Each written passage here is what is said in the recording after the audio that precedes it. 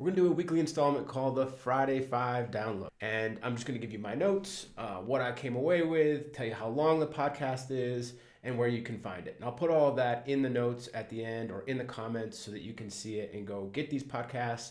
And hopefully what I'd like to do is just expose you to some other different ideas and other people who are putting out content that I think that I use to help me be a better person, or just think about things and think about life in a different way, and things that are just really compelling and interesting to me. So the Friday 5 Download. Number 1, the Tim Ferriss podcast, episode number 422. The episode is about 20 minutes long. The bulk of it is a TED Talk that he did years ago. It is about a concept he calls fear setting. For those of you that know about this, you may have heard of it, but it's the opposite of goal setting.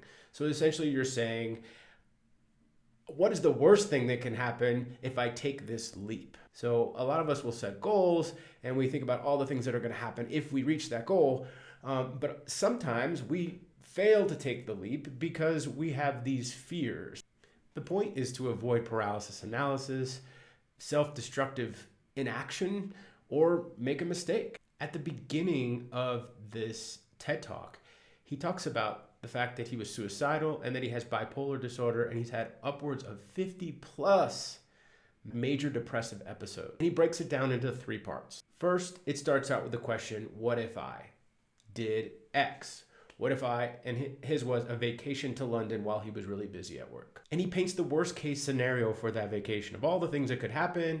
And then there are 3 parts within that step that I won't describe, but you can find out if you want to watch. The second part of it is, what are the benefits of an attempt? Even if you just try, or just a partial success, what would be the benefits if you tried? The third part is, what are the costs of inaction? What if you didn't do it? What are the costs then? The second one is the Shetty podcast. It was released on April 17th. It's about an hour and 10 minutes long, so it's a little bit longer. And it's with the CEO of Hinge, a dating app. His name is Justin McLeod or McLeod. I don't know how to say his last name, to be honest, but it's a really good conversation. And he talks about the origins of the company, which was kind of developed in response to the current kind of dating app hookup culture that exists, and an alternative to that. So they had more intentional prompts with their dating apps. He talks a little bit about life as an entrepreneur. He talks about some tips about if you are on a dating app and how to navigate a dating app and putting more of your authentic self out there rather than everything being some sort of filtered selfie picture. So I thought that was really cool. He's also said that he has kind of transitioned his belief about the one. He is married now to a woman that he dated in college, and I think there was like a decade in between them dating and getting married or something like that. They had stayed in touch, they were friends, and he talks about it's more about the skills and the values and the timing of those skills and values coming together than necessarily being just the one. The third podcast we're going to talk about is the Mark Groves podcast. Mark Groves is a relationship and connection expert, whatever that means. But he has some really good nuggets. This episode was dropped on April 13th.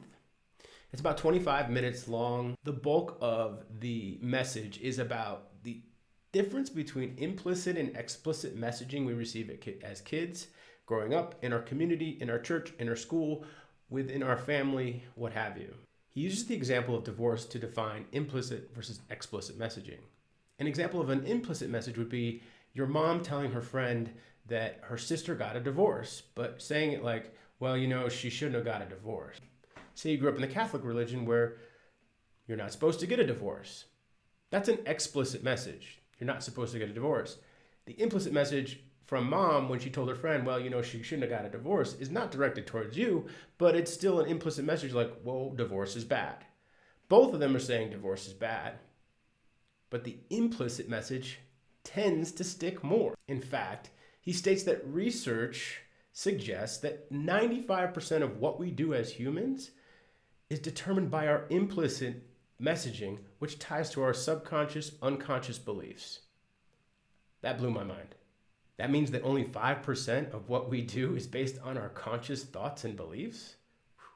He challenged people to write down what their implicit messages from childhood could be around money, relationships, gender roles within relationships, career, finances, play, hobbies, whatever, to think about what your implicit messages are. If 95% of what you do is driven by your implicit messages, I think it'd be worth figuring out what they are.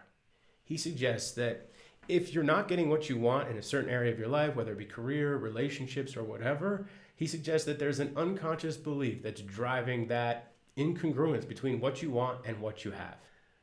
The fourth podcast is On Being with Krista Tippett. It's about 52 minutes long, and it was dropped on April 23rd. She interviews a guy named Stephen Batchelor, and the topic is finding ease in aloneness. And Stephen Batchelor was a monk. He's also an author. He wrote a book called The Art of Solitude. And he talks about the difference between aloneness, loneliness, and solitude. Solitude is like a gift to turn inward. Aloneness is things you can do alone, and loneliness is the emotional impact of being alone and thinking negative thoughts. Another interesting point that he made is that we're all forced to look inward right now.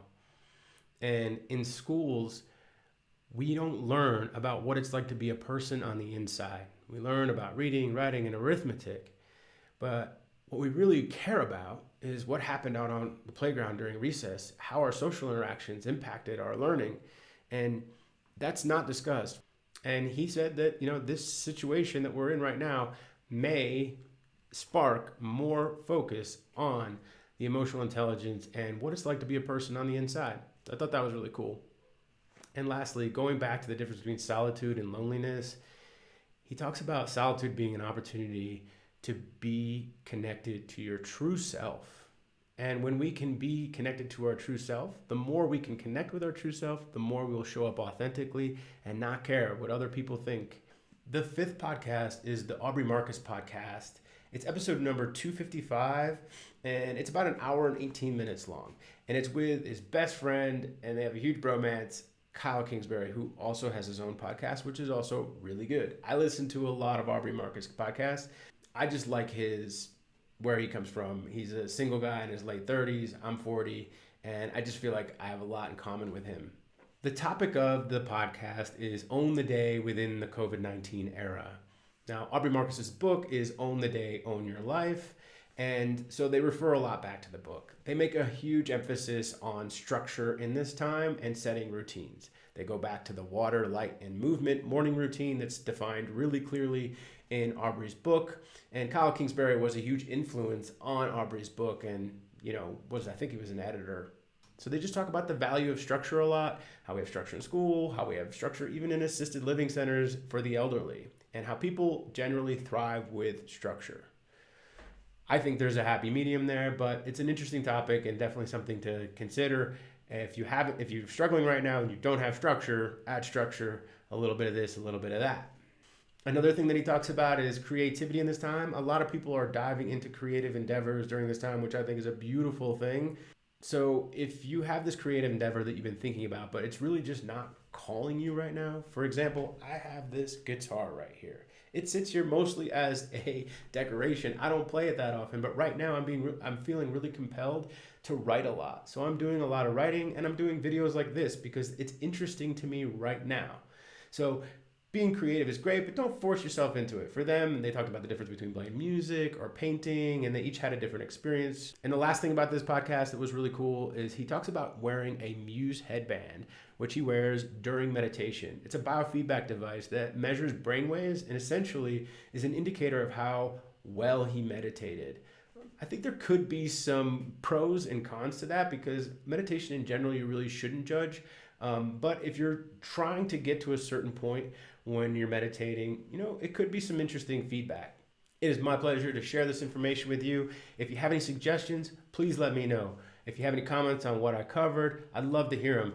And if you have any suggestions for other podcasts to listen to, I'd also love to hear them. I want this to turn into a discussion about these types of podcasts. So would love to hear your thoughts. In the meantime, if you could, like and subscribe, hit that notification bell, and follow me on social. We are at Origins Leadership on Instagram, Twitter, and Facebook. Till next time, have a great weekend.